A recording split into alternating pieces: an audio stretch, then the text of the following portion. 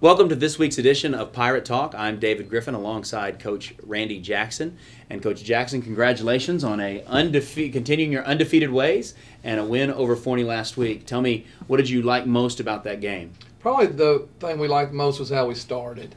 Started fast. It was 21-0 at the end of the first quarter.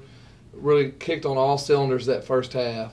Kind of muddled around a little bit the second half, but we liked how we started. Right, and so, but obviously in the second half, getting a chance for some other guys to play and develop some of the younger players, those kind of things. Yes, I mean, we definitely let everybody go, and again, you know, with 34-7 at half, we lost a little intensity, and but something it's a correctable thing, and so it's something we stressed that it'll take a full game this week, you know, so.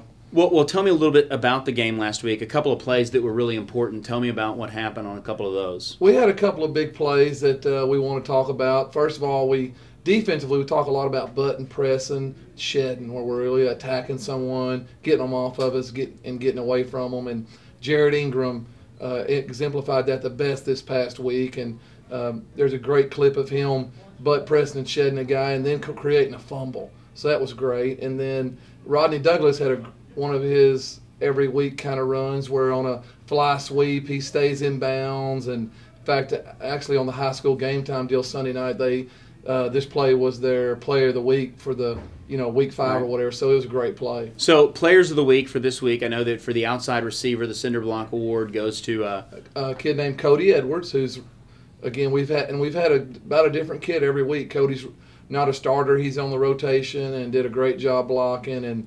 So he was. We were proud to give that to him. And down in the trenches, your Hog of the Week? Hog of the Week was Conrad Carbo, and he's our left guard, and he's won this one before. He's consistent. Yes, sir. He's one of our better ones. Right.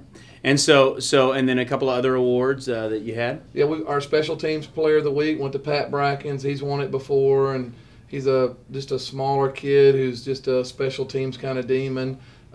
Defensive MVP, we shared it this week with a couple of D linemen that we were excited about, a couple of juniors, Denzel Thomas and Connor Cates, and both those guys played great on the interior, and they're getting better every week. And then our game changer defensively is that play we talked about a while ago where Jared Ingram butt pressed and shedding and created the turnover. Okay, so now once again, that is in the rearview mirror, had a chance to celebrate and to really continue to celebrate an undefeated season, but there is no time to celebrate this week for two reasons.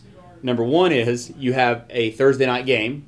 Number two, and more importantly, it's against the 4-1 Highland Park team that is ranked in the top 10 in state every single year. That's right, and they're a great challenge, and luckily we have them at home. We hadn't played them a lot. You know, we played them in 2010 that everybody knows about, and I'm sure Highland Park kids are tired of hearing about that. But we know basically, you can just change the numbers and the names. Those kids they're doing the same thing every year. They don't beat themselves, and it'll be a tremendous challenge. So they come in, having only lost to Aledo, and Aledo is I believe, number 2 in the state right now. And so obviously they have a fantastic record. The quarterback, talk about him for just a moment, Jet Tuma. Jet Tuma is a dual threat kind of kid. Now he's not a huge speed kid, but he's a big kid. And he throws the ball well, but he's our second leading rusher. He's an elected team captain. So he's going to be a kid that, he has the respect of his teammates, and he's a senior quarterback that does a great job. And so when he's handing off to the running back, Hank Howard. Right, and he's a powerful runner. I mean, we got to go scout on the other night against North Forney, and I was very impressed by how hard he hit the hole. And that's something they just do a great job of. They're going to run the football inside, and you're going to have to stop it, and Hank does a great job with that. And one of the keys to their offense is going to be execution. So how do you stop that as a defense? Well, we're going to have to butt press and shed, and we're going to have to swarm the foot. Things we've done all year, but we're going to do a little bit better. I mean, it'll definitely be the best team we played this year, and our defense will have to rise up. Or one of the things they'll try to do is just hold the ball and keep it when we don't get back. Right, yeah. And so on the defensive side of the ball, they got a couple of players, the defensive end, Chris Marlowe, and then Boomer, number 11, as a defensive back. Tell me about those two guys. Well, both it's really tough to come up with two of their better defense. They're all really pretty good. All their defensive linemen, they all look about the same, and so they just do a great job, and they're going to be in their gap. They're going to come off the ball. They're going to do everything they're coached to do, but both those kids just kind of catch my eye, and both of those kids probably are doing just a little bit better, and they stand out, and they're both two of their better players defensively. But just across the board, it'll be it will be tough to score on them. We'll have to execute very well to score. Okay. Well, I appreciate you taking the time to talk with us this week, and we're going to get this on Pirate Talk, and so we appreciate you all for listening to Pirate Talk today and being a part of viewing this every week as we continue to grow in our coverage, and look forward to seeing you all on Thursday night.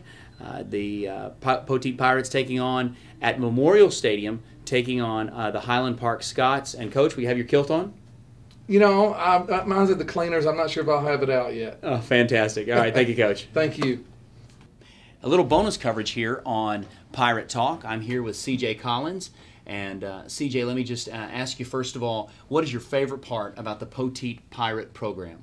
My favorite part would definitely have to be the family bond that we share.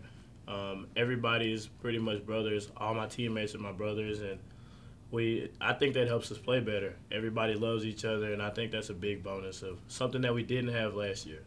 Undefeated, senior year. What is it that you feel like you bring to the team as a senior, especially with a team that's got a lot of juniors? What is it that guys like you and Tanner Ramsey bring to the table, and what is it you're trying to communicate to these younger guys? Leadership, and to continue that Poteet way that we want to do the little things right, want to have fun, but at the same time we want to win. We still want to win, and we feel like if the seniors are showing these younger guys that that's what Poteet football is about, then we can keep that going. So win, but I think that what kind of people win? Tough people win, definitely. All right, thanks, CJ. Thank you.